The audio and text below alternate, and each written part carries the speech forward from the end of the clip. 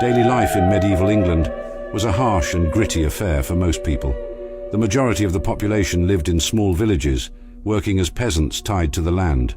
From sunrise to sunset, their days were spent toiling in the fields, planting, harvesting, and tending to animals. Homes were simple and crowded, tiny wooden cottages with thatched roofs and dirt floors, often shared with livestock for warmth. The streets of villages and towns were muddy and filled with refuse. Pigs, chickens, and stray dogs roamed freely, rooting through the midden heaps where villagers discarded food scraps and waste. Hygiene was basic at best, with most people bathing infrequently and water often drawn from rivers or wells that were shared with animals. Meals were simple but filling. Bread, porridge, and vegetables formed the bulk of the diet, with meat reserved for special occasions. Ale was the drink of choice, safer than water, and often brewed at home. Inside homes, life revolved around a central hearth, where food was cooked and families huddled together against the cold. For entertainment, villagers gathered at fairs, markets, or the alehouse, where they shared stories, sang songs, and played simple games. Religious festivals in the local church provided structure and solace, as faith was deeply ingrained in every aspect of life. Yet, life was not without danger. Illnesses were common, and the threat of famine or war always loomed. Still, the people of medieval England found ways to survive and even thrive, creating a resilient, tightly knit community amidst the challenges of their time.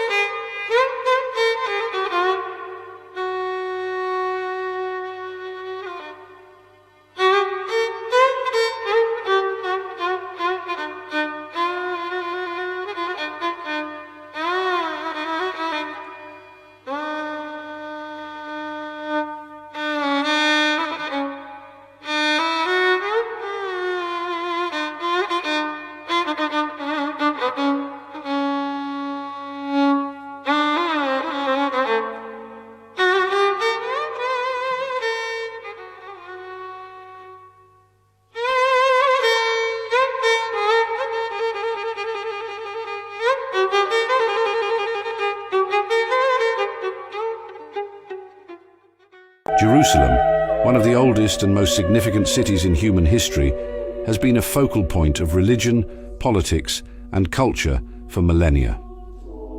Around 30 AD, during the time of Roman rule, Jerusalem was a thriving yet tumultuous city. It served as the spiritual and political heart of the Jewish people and the location of the Grand Second Temple, a marvel of ancient architecture and a center of worship.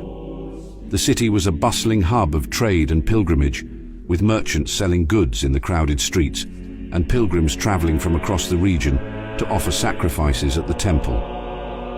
The Temple Mount dominated the skyline, its courtyards filled with priests, worshippers, and scholars debating religious law. Roman influence was ever present, with soldiers patrolling the streets and enforcing order. Herod the Great, a Roman client king, had rebuilt the Second Temple decades earlier, adding grandeur to Jerusalem, but also intensifying tensions between Roman authorities and the local population. This was also a time of spiritual transformation.